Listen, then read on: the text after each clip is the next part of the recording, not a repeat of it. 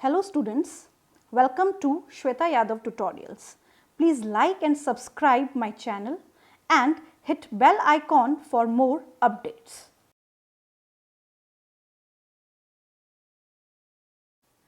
Last video में हमने पढ़ा था कि किस तरीके से आर्कीस्पोडियल सेल से 4 लेयर का फॉर्मेशन होता है एंथर की।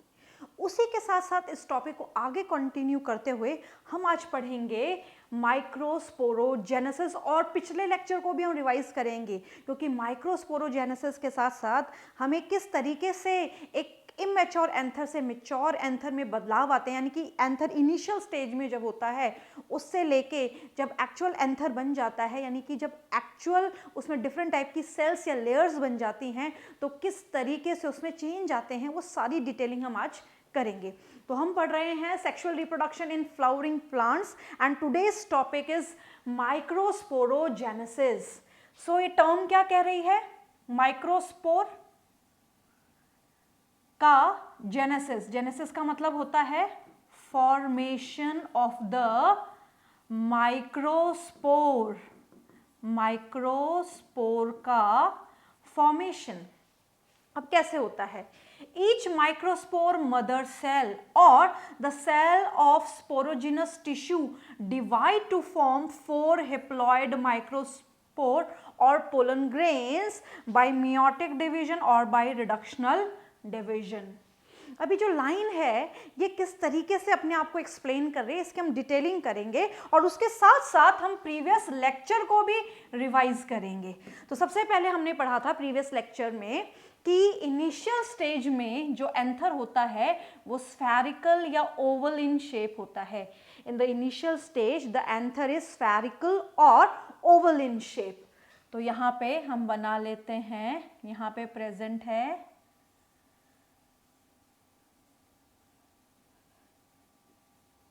एपिडर्मिस, उसके बाद जो शेप आएगी वो भी हम बना लेते हैं और उसके बाद जो शेप आएगी उसको भी हम बना लेते हैं। सभी में एपिडर्मिस बाहर की तरफ है तो सभी में एपिडर्मिस बना लेते हैं, क्योंकि हम हर चीज को प्रीवियस लेक्चर से लिंक करते हुए डिस्कस करेंगे। तो सबसे outer most layer is the epidermis.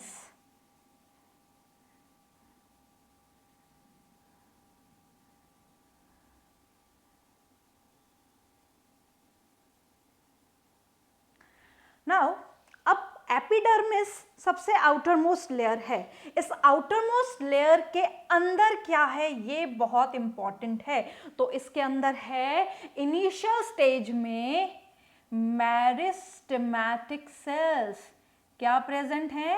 Meristematic cells. अब आपको पता है कि जो मेरिस्टेमेटिक सेल्स होती हैं उनका नेचर होता है कंटिन्यूअसली डिवाइड करने का। So these cells are meristematic cells. Meristematic cells हैं, ध्यान से समझना, बहुत इंपॉर्टेंट टॉपिक है। मेरिस्टेमेटिक सेल्स कंटिन्यूअसली डिवाइड करने वाली सेल, यानी कि प्लांट बॉडी की ऐसी सेल्स जो पूरी जिंदगी डिवाइड करती रहती हैं। तो यहाँ पे भी ये डिवाइड करेंगी तो इनका नंबर इंक्रीज होगा। तो हम यहाँ लिखेंगे दे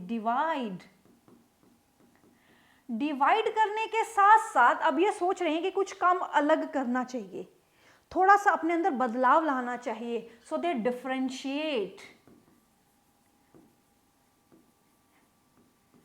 डिफरेंशिएट का मतलब होता है ओरिजिनल से थोड़ा अलग हो जाना। तो यहाँ पे क्या होता है, जब मेरिस्टेमेटिक सेल्स डिवाइड और डिफरेंशिएट होती हैं और डिवाइड और डिफरेंशिएट होके एनलार्ज हो जाती हैं और इस एंथर के चारों कॉर्नर में इकट्ठी हो जाती हैं, तो इन सेल्स को हम बोलते हैं archesporial cells. We can call it archesporial cell. अब अगर क्वेश्चन आए कि आर्कीस्पोरियल सेल का काम क्या है, यहाँ पे हम जो भी चीज हम पढ़ेंगे, अंदर जितने भी टाइप्स ऑफ सेल्स हम पढ़ेंगे, जितनी भी लेयर्स हम पढ़ेंगे, these are archesporial in origin. Then what about the epidermis? This is non archesporial in origin. अब ये जो आर्कीस्पोरियल सेल है ये डिवाइड करेगी। ये भी हमने पढ़ा कैसे डिवाइड करती है, पैरी क्लिनिकली, एंटी क्लिनिकली, यानी कि parallel to the long axis, 90 degree to the long axis, यानी कि इस तरीके से और इस तरीके से डिवाइड करना शुरू कर देगी। जब ये डिवाइड करना शुरू करेगी तो यहाँ पे सेल्यूलर लेयर बनना शुरू हो जाएंगी, यानी कि सेल्स की लेयर बनना शुरू हो जाएंगी। और जो सेल्स की लेयर बननी शुरू हो जाएंगी, इसमें बाहर वाली जो सेल्स बनेंगी, these are primary parietal cells, primary parietal cells. और जो अंदर की तरफ होंगी, these are primary sporogenous cells, primary sporogenous cells. अब हमने क्या पढ़ा था कि जो प्राइमरी पैराइटल सेल्स हैं, ये प्राइमरी पैराइटल सेल्स आगे फिर से डिवाइड होंगी और डिवाइड होके ये बना लेंगी 4 लेयर्स ऑफ एंथर। 4 लेयर्स का मतलब है यहाँ पे ऑलरेडी एक लेयर तो बनी हुई है, तो हम यहाँ बोलेंगे 3 लेयर्स ऑफ द एंथर, यानी कि जो different layers of the anther है उसका फॉर्मेशन करेंगी।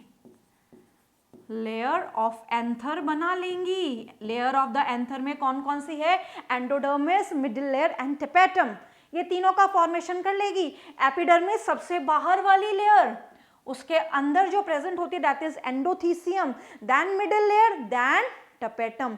सारी जो डिटेलिंग हम कर चुके हैं। और हल्का सा अगर रिवाइज करें तो एपिडर्मिस आउटर मोस्ट है, प्रोटेक्टिव है, उसके बाद में आती है एंडोथीसियम जो कि यू शेप्ड थिकनिंग के साथ होती है। इसमें जो यू शेप्ड थिकनिंग होती है वो होती है अल्फा सेल्यूलोज फाइबर की वजह से और कैलोस लेयर की वजह से। उसके बाद मिडिल लेयर आती है। मिडिल लेयर पैरेनकाइमेटस टिश्यू की बनी होती है, उसका काम होता है फूड को स्टोर करना, शॉर्ट लिव्ड होती है। और लास्ट में जो बिल्कुल स्पोरोजिनस टिश्यू के नजदीक होती है या माइक्रोस्पोर के नजदीक होती है, दैट इज टपेटम, वो न्यूट्रिटिव होती है, यूबिश बॉडी का फॉर्मेशन करती है, स्पोरोपोलिनिन बनाती है, बहुत सारे फंक्शन वो परफॉर्म करती है, वो भी हम आज डिस्कस करेंगे। अब जब हम बात करते हैं प्राइमरी स्पोरोजिनस सेल्स, अब यहां से कहानी शुरू हो जाती है माइक्रोस्पोरोजेनेसिस की। So I write here primary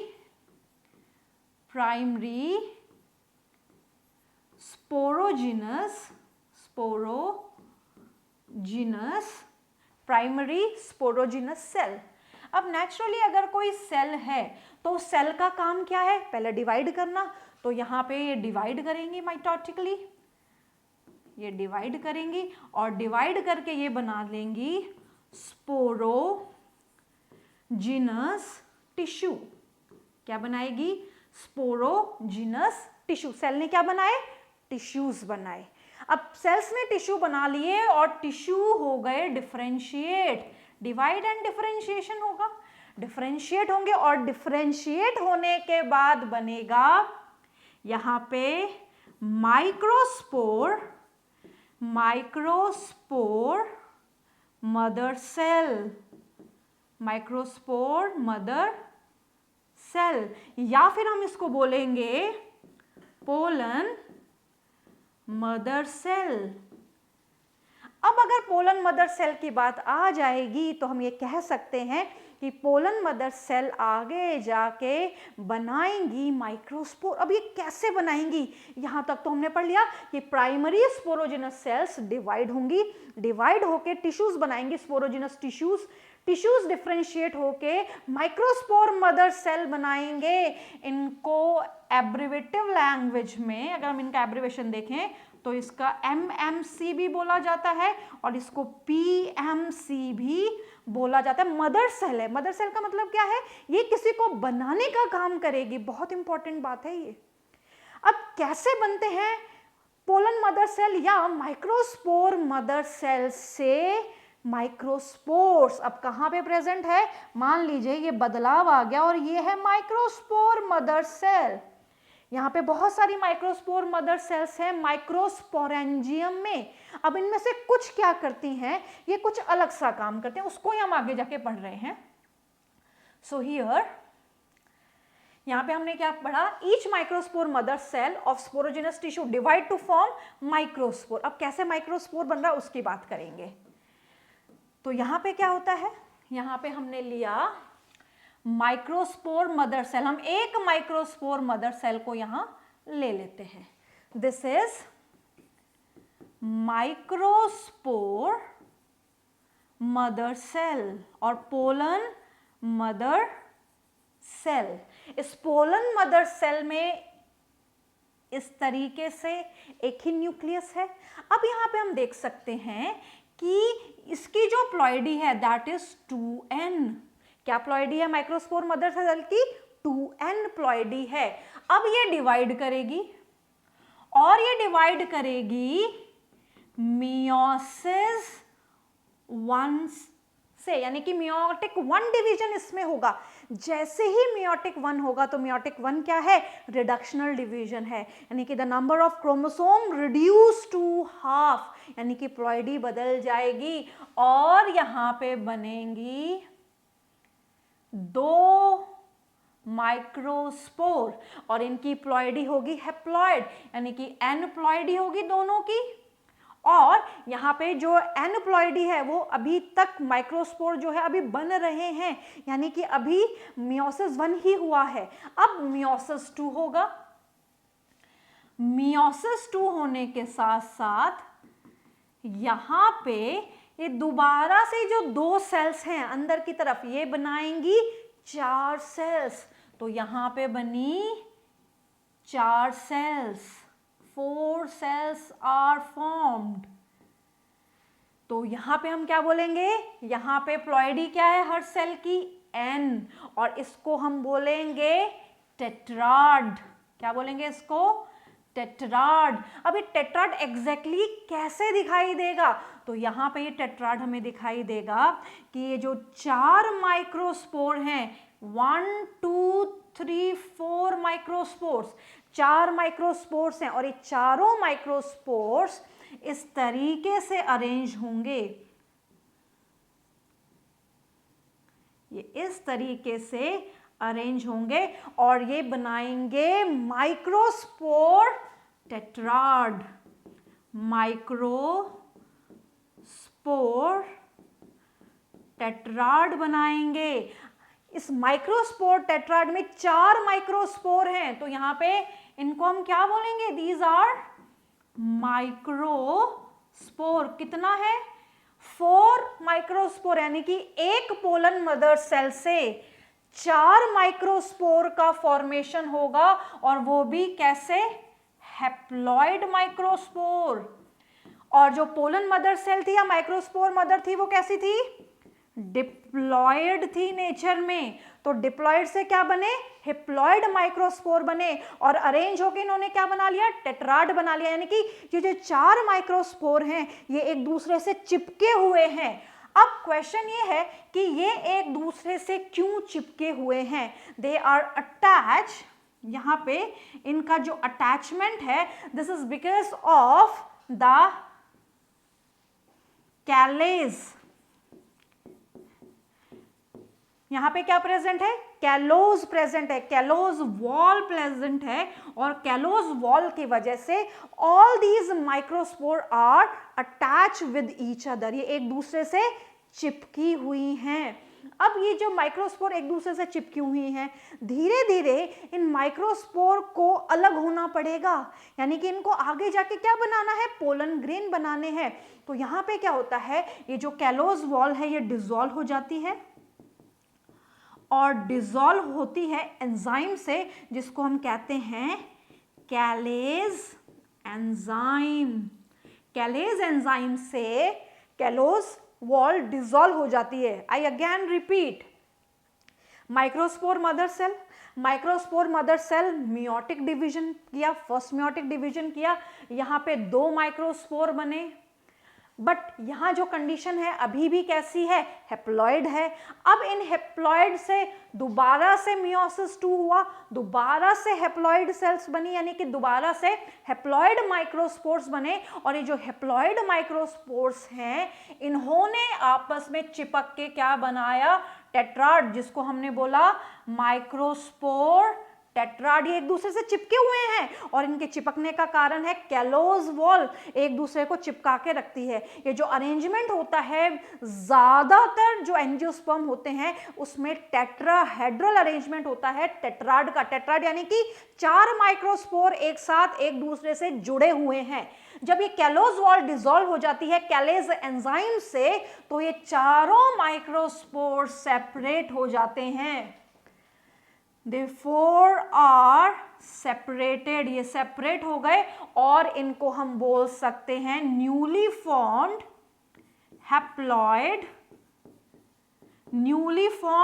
haploid young microspore,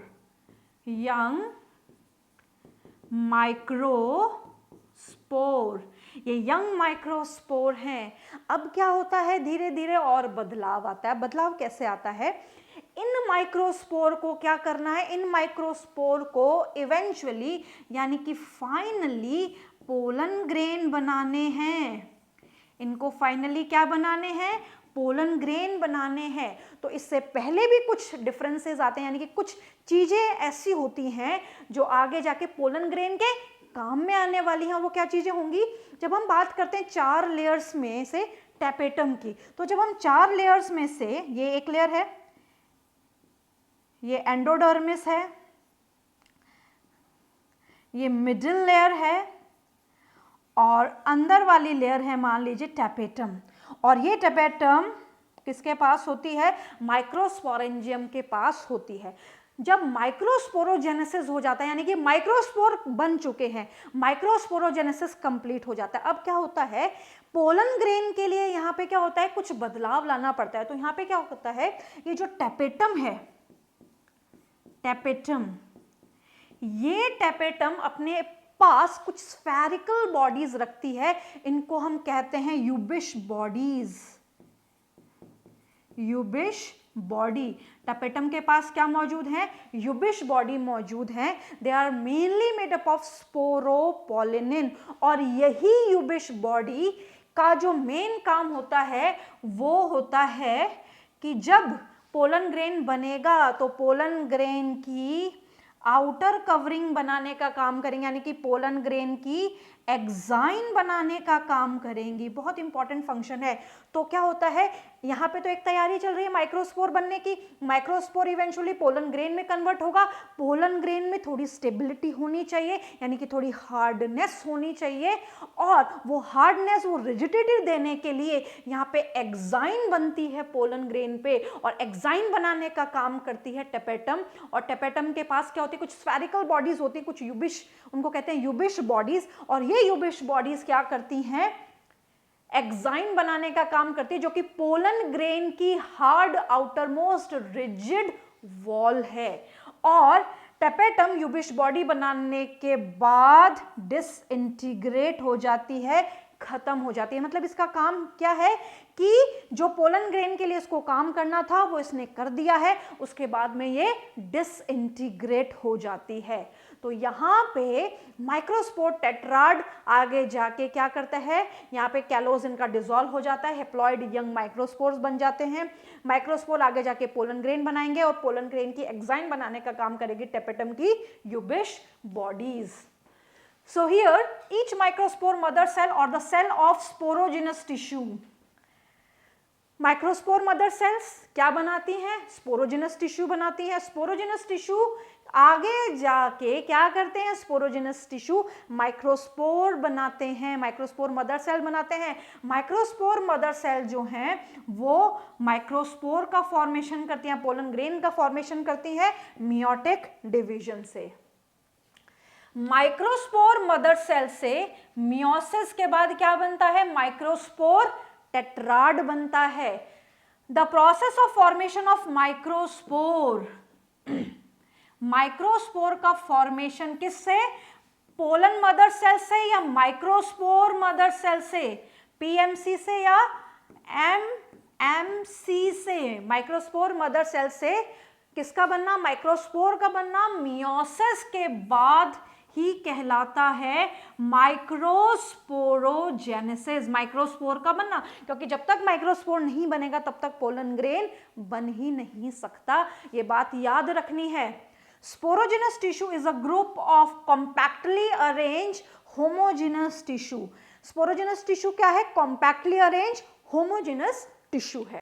different types of tetrad, अलग अलग टाइप के टेट्राड अलग अलग टाइप के प्लांट्स में कैसे मिलते हैं? तो सबसे पहले हम बात करेंगे type a tetrad.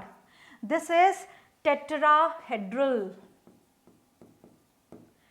Next type of tetrad is isobilateral. Isobilateral. अब सबसे कॉमन जो मिलता है दैट इज टेट्राहेड्रल।